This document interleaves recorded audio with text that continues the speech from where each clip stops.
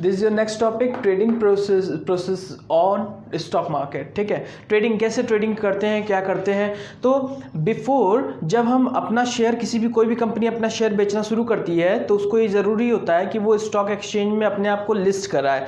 आप CNBC आवाज़ या तमाम ऐसे चैनल्स हैं जो आप देखेंगे कि नीचे ऐसे चलता रहता है, वहाँ पे कंपनी का नाम, उसका शेयर का रेट, और जो भी कंपनी बढ़ी हुई शेयर रहती है जिसका दाम बढ़ा हुआ रहता है, जो प्रॉफिट में रहती है, उसका ग्रीन से ऐसे अप निशान बना होता है। ठीक है, अप एरो बना होता है और ग्रीन होता है। जो कंपनी लॉस में जा रही होती है उसका क्या बना रहता है, उसका नीचे की तरफ करके एरो बना रहता है और वो रेड से बना रहता है, वो लॉस में जा रही होती है। ठीक है, तो इस तरह से CNBC आवाज़ और काफ़ी चैनल्स आप खोलेंगे, CNBC आवाज़ खोलेंगे तो नीचे देखेंगे कंपनी का नाम और उसका प्राइस, उसका प्रॉफिट है कि लॉस है, सब दिया रहता है वहाँ पे।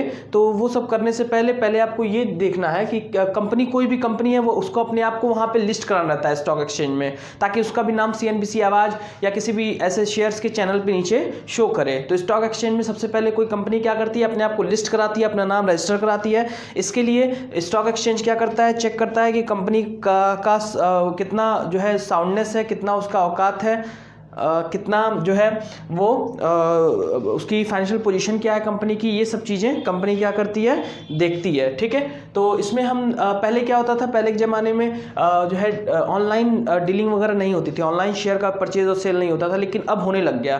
तो हम देखेंगे कि उसमें क्या क्या प्रोसेस आते हैं। तो ट्रेडिंग प्रोसेस क्या है स्टॉक मार्केट के, पहला है सिलेक्शन ऑफ ब्रोकर। आपको क्या करना पड़ता है, पहले किसी ब्रोकर को सेलेक्ट करना पड़ता है कंपनी के, या जैसे मान लीजिए खितान ट्यूटोरियल है, इसका मैंने किसी को XYZ को मैंने ब्रोकर बना दिया कि आप इसकी ब्रोकर हो, आप डायरेक्टली, अच्छा आप फॉर एग्जांपल आपको अगर मुझे शेयर लेना है रतन टाटा का या टाटा कंपनी का, तो मैं डायरेक्ट रतन टाटा से नहीं जाऊंगा खरीदने। रतन टाटा और मेरे बीच में कोई ब्रोकर होगा ना जो मुझे उनका कंपनी का शेयर बेचेगा। तो उसी तरह से ब्रोकर होते हैं जो बीच में बिचौलिए होते हैं, उनके थ्रू शेयर परचेज किया जाता है। तो आपको आजकल बहुत सारे ब्रोकर्स हैं, हर कंपनी के अलग अलग हैं, तो आपको ब्रोकर सेलेक्ट करना होता है। कई ब्रोकर अपने में, कई ब्रोकर कई कंपनीज के भी होते हैं, एक ही ब्रोकर कई कंपनीज में भी डील करता है, ऐसे भी होते हैं। तो पहला प्रोसेस है, जब भी आप ट्रेड करेंगे, जब भी आप शेयर का लेन देन करेंगे, सिक्योरिटीज़ का लेन देन करेंगे। सिक्योरिटीज़ मैंने आपको पहले ही बता रखा है, शेयर, बॉन्ड, डिबेंचर, इन सबको सिक्योरिटीज़ कहते हैं। ठीक है, तो पहला काम आपको करना पड़ेगा, आपको सेलेक्ट करना पड़ेगा ब्रोकर कि आप कौन से ब्रोकर से आप काम करना चाहेंगे। ठीक है, और सेबी में वो ब्रोकर रजिस्टर होता है, वो कंपनी का भी ब्रोकर हो सकता है और प्राइवेट ब्रोकर भी हो सकता है। ठीक है, नेक्स्ट हमारा आता है opening of demat account after selection of broker, की मतलब आपने किसी ब्रोकर को सिलेक्ट कर लिया, वो आपके बिहाफ पे जो है डीलिंग करेगा, शेयर का खरीद बेच करेगा, आप उसको इंस्ट्रक्ट करेंगे उस हिसाब से।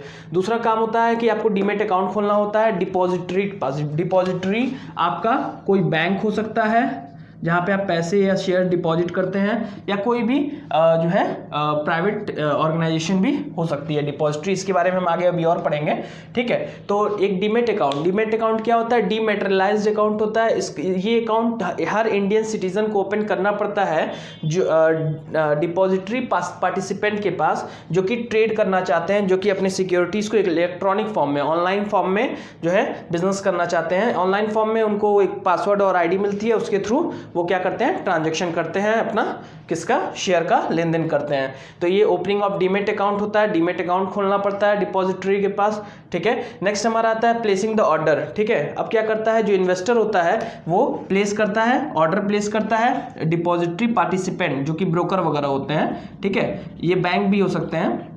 ठीक है, ब्रोकर वगैरह होते हैं, इनके पास जो है प्लेस करता है ऑर्डर, और ये ऑर्डर प्लेस करता है, ये उस शेयर को इनको डिपॉजिटरी से दिलवाते हैं, मनी यहाँ जमा करते हैं, ये ऐसे चलता है। ठीक है, तो प्लेसिंग द ऑर्डर, इन्वेस्टर अब क्या करता है, कॉल करके या ईमेल के माध्यम से या फ़ोन करके ब्रोकर को कहता है कि आप 100 शेयर मेरे, आप 500 शेयर ले लो रिलायंस के 500 शेयर ले लो, नॉट मोर देन 100 रुपये से ज़्यादा का मत लेना, 100 रुपये से कम में जब तक है तब तक 500 शेयर खरीद सकते हो। तो ये अपना ये हो जाता है आपका क्या, placing the order. Next step क्या है, इसमें प्लेसिंग द ऑर्डर में प्लेस कर देता है इन्वेस्टर कि भाई मुझे इतने शेयर लेने हैं, ऐसे। एग्जीक्यूटिंग द ऑर्डर, अब जो ब्रोकर होता है वो एग्जीक्यूट करता है। जैसे 500 शेयर मैंने लेने को कहा था रिलायंस का 100 रुपये पे, ठीक है, तो अब ये एग्जीक्यूट करेगा, अब ये उस ऑर्डर को क्या करेगा, खरीद खरीदेगा जो ब्रोकर रहेगा, ठीक है। नेक्स्ट है सेटलमेंट। अब ऑन द दो तरीके का सेटलमेंट होता है। मान लीजिए ब्रोकर ने मेरे भी यहाँ पे खरीद लिया 500 शेयर और कितने रुपए का, 100 रुपए का, और क्या चल रहा है क्या नहीं चल रहा है, 100 रुपए से वो 102 रुपए बढ़ गया, ये हो गया। तो इसमें दो तरीके से सेटल होता है ब्रोकर से, on the spot settlement, forward settlement. जैसे ऑन द स्पॉट का मतलब कि मैंने मान लीजिए कि मंडे को मैंने शेयर लिया था, मंडे को मैंने शेयर खरीदा था, बोला था ब्रोकर से कि 500 शेयर 100 रुपए पे खरीद लो, ठीक है, उसने खरीद लिया था।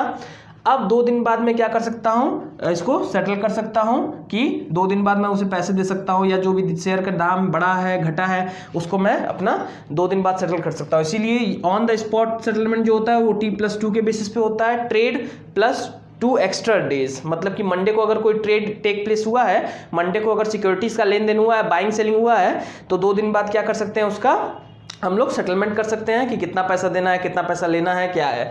फॉरवर्ड सेटलमेंट का क्या मतलब होता है, कोई ट्रेड मंडे को हुआ है तो उसका सेटलमेंट आप 7 दिन या 5 दिन बाद कर सकते हैं, ऐसा होता है इसमें, ठीक है। ये T+7 भी होता है, T+5 भी होता है इसमें, ठीक है।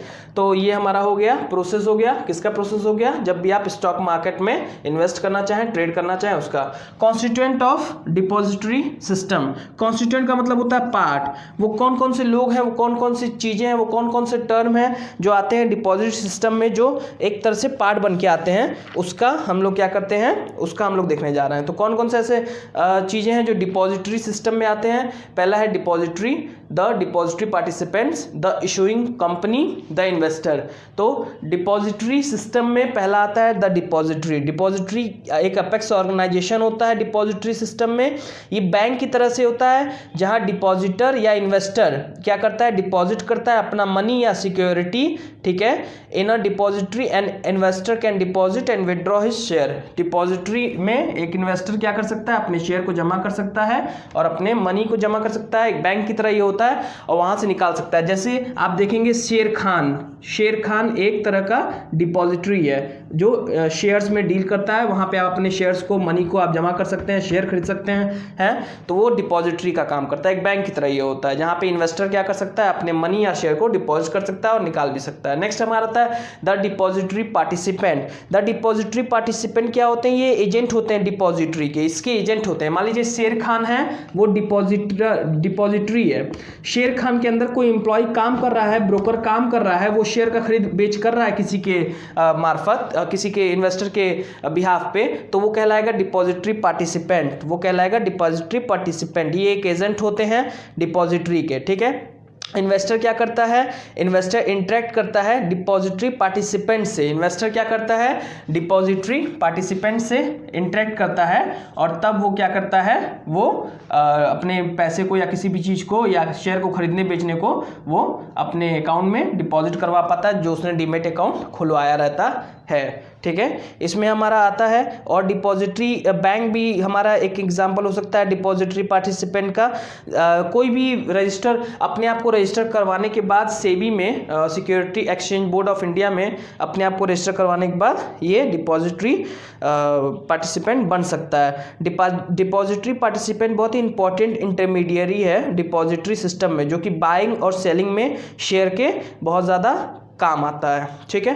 नेक्स्ट हमारा आता है द इशूइंग शेयर। इसमें क्या होता है डिपॉजिटरी सिस्टम में, हमारा आता है नेक्स्ट द इशूइंग कंपनी। जो कंपनी अपने शेयर को इशू करवाना चाहती है, जैसे खेतान ट्यूटोरियल है, मान लीजिए जैसे खेतान ट्यूटोरियल है, ये कंपनी अपने शेयर को लिस्ट करवाना चाहती है, शेयर मार्केट में बेचना चाहती है, तो वो क्या करेगी, वो अपने आप को रजिस्टर करवाएगी। कहाँ पर रजिस्टर करवाएगी, वो अपने आप को रजिस्टर करवाएगी जो है स्टॉक एक्सचेंज में। द इशूइंग कंपनी, जो भी कंपनी इशू करती है, तो ये पार्ट होते हैं डिपॉजिटरी सिस्टम के, ठीक है। जो भी कंपनी अपनी सिक्योरिटी को इशू करना चाहती है कैपिटल मार्केट में, तो वो क्या करेगी, अपने आप को रजिस्टर करवाएगी। नेक्स्ट हमारा था द इन्वेस्टर, जो भी स्मॉल छोटे बड़े इन्वेस्टर जो बाय करना चाहते हैं सिक्योरिटीज़ को कंपनी के, वो इन्वेस्टर्स होते हैं। नेक्स्ट हमारा आता है flow of depository system. Depository system कैसे कैसे चलता है, डिपॉजिटरी कंपनी इससे कॉन्ट्रैक्ट करती है, ठीक है। डिपॉजिटरी सिस्टम में कौन कौन लोग होते हैं, डिपॉजिटरी पार्टिसिपेंट्स होते हैं, बैंक वगैरह होते हैं, ठीक है, और इन्वेस्टर से इसका लेन देन चलता रहता है। डिपॉजिटरी पार्टिसिपेंट का लेन देन डिपॉजिटरी से चलता रहता है। डिपॉजिटरी पार्टिसिपेंट्स एम्प्लॉय हो सकते हैं, बैंक हो सकता है,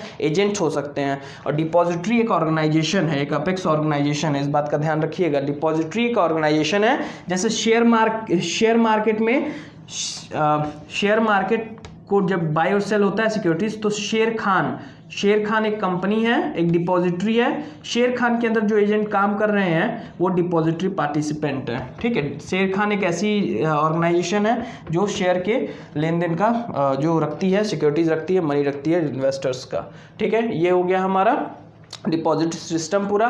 नेक्स्ट हमारा आता है some benefits online stock exchange. Online stock exchange को जो है बेनिफिट क्या क्या है, अगर आप ऑनलाइन ट्रेडिंग करते हैं तो उसका क्या क्या बेनिफिट है वो हम पढ़ने जा रहे हैं। इसके 2 बेनिफिट हैं। डीम्यूचुअलाइजेशन का मतलब हुआ, पहले के टाइम क्या होता था, जब ऑनलाइन ट्रेडिंग नहीं होती थी, जब जो है आपका अकाउंट वगैरह नहीं खुलता था, ऑनलाइन ट्रेडिंग नहीं होती थी, तो आप कॉल करके उसको बोलते थे। जो एजेंट होते हैं जो शेयर खरीदते हैं बेचते हैं, उसको मान लीजिए इन्वेस्टर है, वो उसको कॉल कर रहा है एजेंट को, ब्रोकर को कॉल कर रहा है कि भाई मेरे 500 शेयर तुम खरीद लो 100 रुपये में, ठीक है। तो उसने क्या किया, उसने उस व्यक्ति का अकाउंट कौन मैनेज कर रहा है, इन्वेस्टर का अकाउंट कौन मैनेज कर रहा है, ब्रोकर। तो ब्रोकर कभी कभी माल प्रैक्टिसेस भी करते हैं, गलत काम भी, फ्रॉड भी करते थे। वो क्या करते थे, 600 शेयर खरीद लेते थे उसके पैसे का 100 रुपये पे, और 100 शेयर अपने नाम पे ले लेते थे। तो इस तरह की फ्रॉडरी ना हो, इस तरह के माल प्रैक्टिसेस ना करें ब्रोकर, इसके लिए क्या आया, इसके लिए ऑनलाइन ट्रेडिंग स्टॉक एक्सचेंज आया, जो डीम्यूचुअलाइजेशन का मतलब होता है सेपरेट करता है ओनरशिप को और स्टॉक। जैसे मान लीजिए मैंने अपना अकाउंट है, किसी को दिया ऑपरेट करने के लिए, मैंने ब्रोकर को दिया ऑपरेट करने के लिए, तो अब क्या होगा, अब ओनरशिप जो अकाउंट की है वो सेपरेट है और जो कंट्रोल कर रहा है स्टॉक एक्सचेंज को वो सेपरेट है। तो ये पता रहता है कि ओनर कौन है और इसको ऑपरेट कौन कर रहा है। तो इससे क्या होता है, कोई भी अगर गड़बड़ होती है तो उस पर केस हो सकता है, कोई लीगल एक्शन लिया जा सकता है। तो इसमें क्या होता है कि चांस ऑफ फ्रॉडरी, चांस ऑफ जो ब्रोकर फ्रॉड करते हैं वो कम रहता है। तो डीम्यूचुअलाइजेशन फिर से समझ लीजिए, पहले जो ब्रोकर होते थे वो उनके हाथ में होता था, कंट्रोल करते थे स्टॉक एक्सचेंज अकाउंट वगैरह इन्वेस्टर का। तो इन्वेस्टर बहुत ज़्यादा जो है इन्वेस्टर को ठग लेते थे ये, ठीक है। लेकिन ऑनलाइन ब्रोकिंग स्टार्ट होने से ये सब जो है कितना इंटरेस्ट हुआ, क्या हुआ, सब अब लिस्टेड रहता है, सब कुछ सामने रहता है। ऑनलाइन होने से कोई फ्रॉड नहीं होता है। तो इस तरीके से ये बेनिफिट रहा। दूसरा है हमारा डीमैटेरियलाइजेशन का क्या मतलब हुआ कि पहले क्या होता था कि शेयर सर्टिफिकेट रिसीव होता था, जो प्रूफ होता था कि कौन ओनरशिप है उस शेयर का, कौन इंडिविजुअल ओनरशिप। जैसे मान लीजिए कि मैंने 500 शेयर लिया किसी कंपनी का, तो मुझे वो कंपनी क्या इशू करेगी, शेयर सर्टिफिकेट इशू करेगी। तो वो शेयर सर्टिफिकेट इशू उस समय कौन लेता था, उस समय ब्रोकर के पास जाता था। उस समय ब्रोकर, क्योंकि एक मीडियरी होता था, जो ब्रोकर होता था वो मीडियरी होता था जो शेयर खरीद बेच करता था। तो इस तरीके से वो क्या करता था, फ्रॉडरी कर देता था, चुरा लेता था, कभी कभी सारे गलत पेपर्स को देता नहीं था जो उसका करेक्ट ओनर है। तो ये सब चीज़ों को हटाने के लिए जो है क्या आया, हमारा डीमेट अकाउंट आया। तो हम कह सकते हैं कि डीमैटेरियलाइजेशन का मतलब होता है, कॉमनली इसको बोला जाता है डीमेट अकाउंट। जो आजकल अकाउंट खुल रहे हैं, जो आपको पासवर्ड और आईडी देते हैं, जिसके थ्रू आप क्या कर सकते हैं, अपना जो है बाइंग और सेलिंग सिक्योरिटीज़ का कर सकते हैं, ट्रेड कर सकते हैं, और इसमें फॉर्जरी वगैरह ब्रोकर नहीं कर पाएगा। नेक्स्ट हमारा आता है all India level stock exchange. All India level stock exchange में 2 तरीके के स्टॉक एक्सचेंज आते हैं, national stock exchange of India और over the countries exchange of India.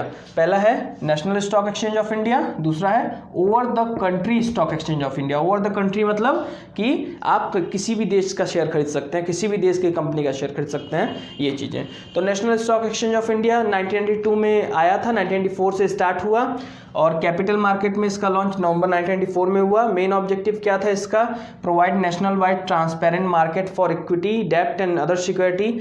इसमें क्या है कि आप शेयर खरीद बेच सकते हैं, सिक्योरिटीज़ को ठीक है। Meeting international benchmark and standardization, share के खरीद बेच में कोई फॉर्जरी ना हो, कोई माल प्रैक्टिस, इसका भी ख्याल रखता है। National stock exchange of India deals with 2 segment, capital market और मनी मार्केट, हम पहले पढ़ चुके हैं।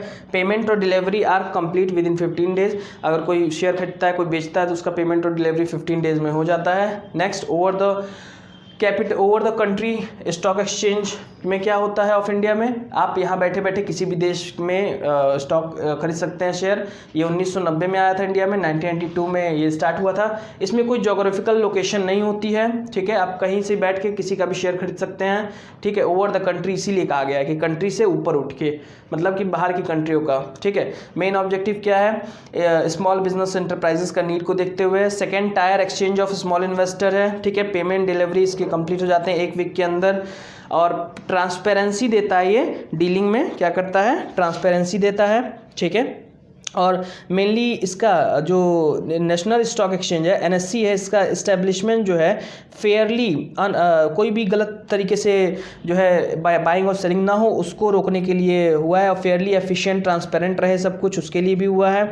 और जो इन्वेस्टर है वो ओवरऑल कंट्री में कहीं जो है इन्वेस्ट कर पाए प्रॉपरली, ठीक है, फैसिलिटी प्रोवाइड करता है ये।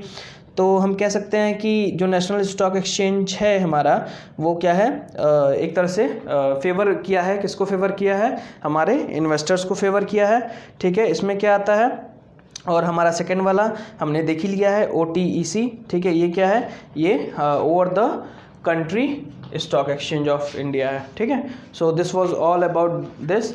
और हम देख सकते हैं OTCEI में लिखा हुआ है सारी चीज़ें। एडवांटेजेस इसके देख सकते हैं, आपकी बुक में दिए हैं कुछ एडवांटेजेस।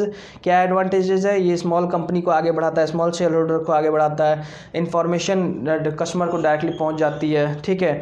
और जो है इसमें सारी चीज़ें ट्रांसपेरेंट डीलिंग है, डीलिंग में ट्रांसपेरेंसी, जल्दी पेमेंट हो जाता है, ये सारी चीज़ें इसमें। Most important topic SEBI, stock exchange board of India, आपने पहले इसके बारे में बहुत सुना होगा। ये क्या होता है, कैसे फंक्शन करता है, सारी चीज़ हम देखने जा रहे हैं। ये 1998 में सेटअप हुआ था। ये प्रमोट करता है stock exchange board of India orderly and healthy development of stock market, जहाँ पे आप बाई और सेल करते हैं सिक्योरिटीज़ को, ठीक है। कंपनी अपने आप को लिस्ट कराती है वहाँ पे, फिर आप जाते हैं, पब्लिक को ऑफर करती है शेयर वगैरह, वहाँ से आप खरीद सकते हैं शेयर, डिवेंचर, बॉन्ड्स, ठीक है। सेबी जो है कंप्लीट एक कंट्रोल नहीं पा रहा था 1988 में इस्टेब्लिश होने के बाद, तो सरकार ने इसको क्या बना दिया, एक ऐसी सेपरेट लीगल एग्जिस्टेंस इसको दे दिया। सेपरेट लीगल एग्जिस्टेंस का मतलब है कि इसका खुद का एक अस्तित्व हो गया, लीगली ये जो है ये लीगली जन्म लिया। परपेचुअल सक्सेशन, ये कोई आए कोई जाए, कोई कंपनी जिंदा रहे मरे कुछ हो, ये चलता ही रहेगा। 1982 में इसको सेपरेट लीगल एंटिटी बनाया गया था, इसका खुद का अपना एक अस्तित्व बनाया गया लीगली, कानूनी तौर से। सेबी सेटअप हुआ था, मेन पर्पस क्या था सेबी का, कि जितने माल प्रैक्टिसेस हैं, जितनी गलत काम अगर शेयर खरीदने या बेचने में होते हैं, उसको सही करना, उसको वॉच डॉग की तरह उसको देखते रहना, प्रोटेक्ट करना इंटरेस्ट ऑफ इन्वेस्टर, जो इन्वेस्ट कर रहे हैं उन लोगों को प्रोटेक्ट करना। अगर मान लीजिए मैंने 100 शेयर लिया है, 500 शेयर लिया, तो कोई कंपनी मेरे से लॉस ना करे, बेईमानी ना करे, ये सब क्या करता है, सेबी देखता है। It was set up to meet the need of 3 groups, ये 3 ग्रुप्स को सेटिस्फाई करने के लिए, 3 ग्रुप्स की मदद के लिए इसका जन्म हुआ है। एक है इशूअर, ठीक है। इशूअर का मतलब होता है जो भी इशूअर, इन्वेस्टर और इंटरमीडिएटरीज। इशूअर का मतलब है जो भी कंपनी इशू करना चाहती है, जो भी कंपनी इशू करती है अपना शेयर, उसके लिए ये बना है।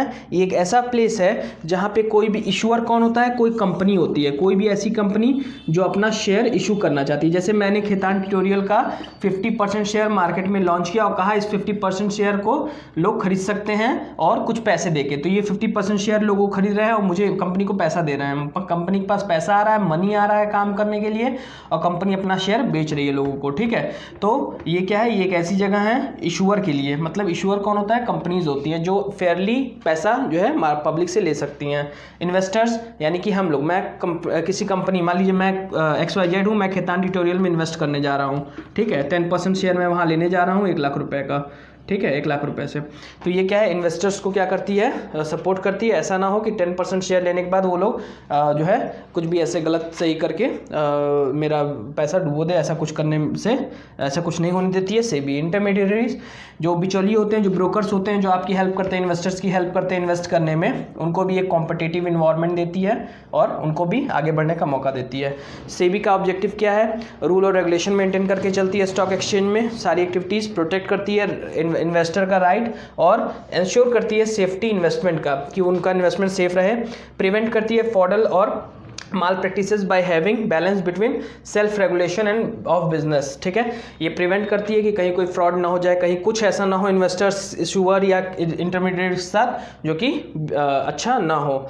तो क्या हुआ था 1988 में जब सेबी इस्टेब्लिश हुआ था, जब ये लीगल एग्जिस्टेंस नहीं पाया था, कानूनी तौर से नहीं था, उस समय ये कंट्रोल नहीं कर पा रहा था। तो उसके बाद 1992 में इसको सरकार ने जो है सेपरेट लीगल एग्जिस्टेंस दे दिया था। ये सब बता दिया।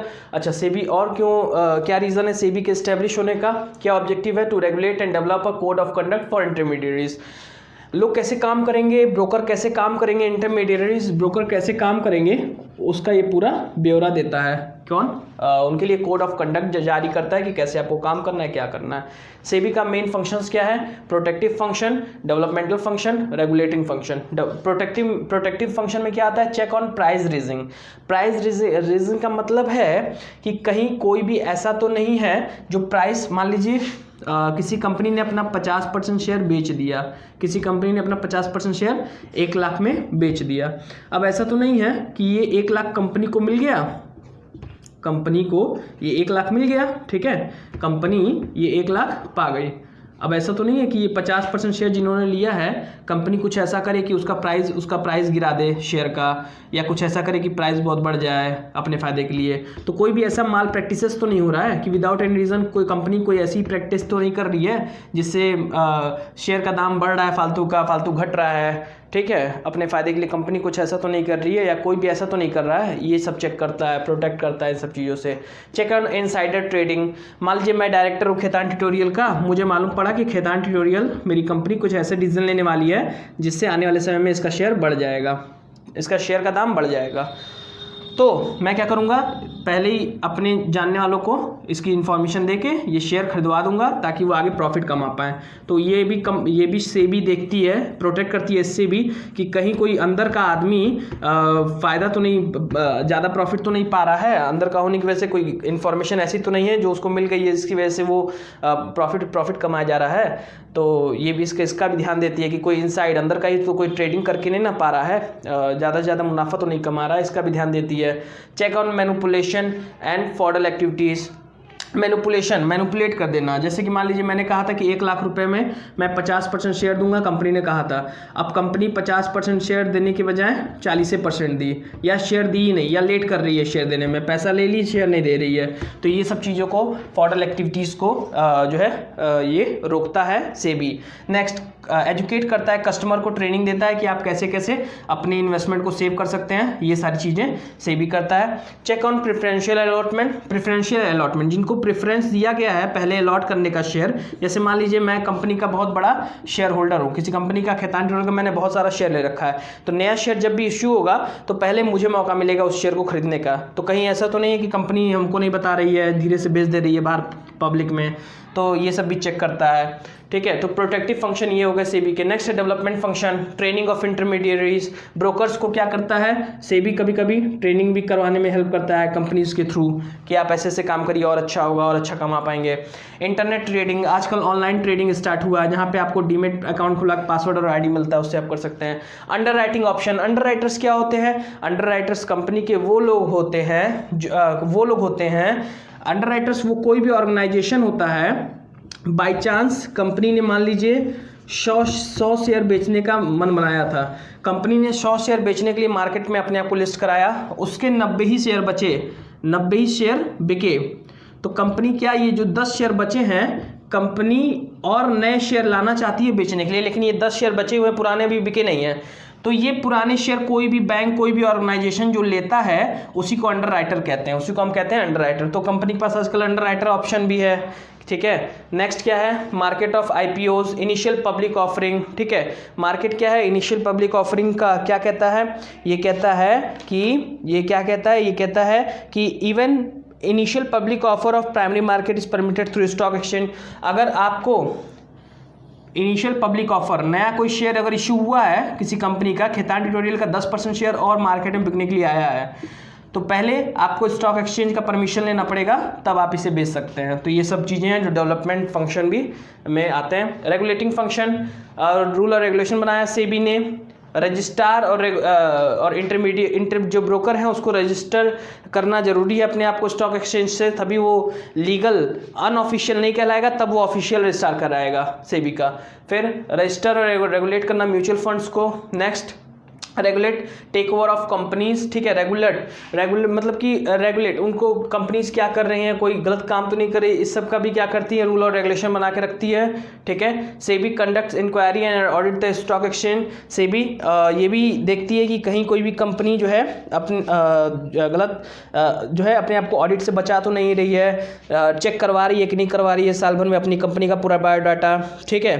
तो इसमें क्या होता है कि आपका जो नेक्स्ट आता है, एक आपकी बुक में ऑर्गेनाइजेशनल स्ट्रक्चर भी दिया होगा सेबी का।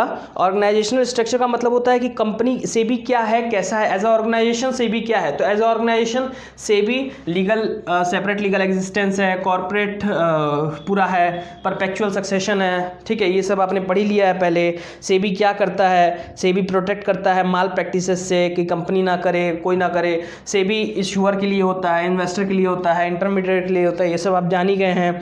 सेबी ने 2 एडवाइजरी कमेटी भी बनाई है डील करने के लिए प्राइमरी और सेकेंडरी मार्केट में, ठीक है। तो ये सब क्या करते हैं, ये कमेटी क्या करती है, मार्केट प्लेयर्स को देखती है, इन्वेस्टर्स को देखती है, पर्सन्स को इन्वेस्ट करती है, पर्सन्स को कोई रूल और रेगुलेशन ब्रेक तो नहीं कर रहा है, ये भी देखती है। सेबी एडवाइस करती है इंटरमीडियरीज को भी, ब्रोकर्स को भी कि ऐसे नहीं ऐसे काम करिए, ठीक है। लीगल फ्रेमवर्क में पूरा काम होता है स्टॉक एक्सचेंज का, ठीक है। ये सारे सेबी के क्या हैं, फंक्शंस हैं। ये पूरा का पूरा सेबी हमारा खत्म हो गया, stock exchange board of India.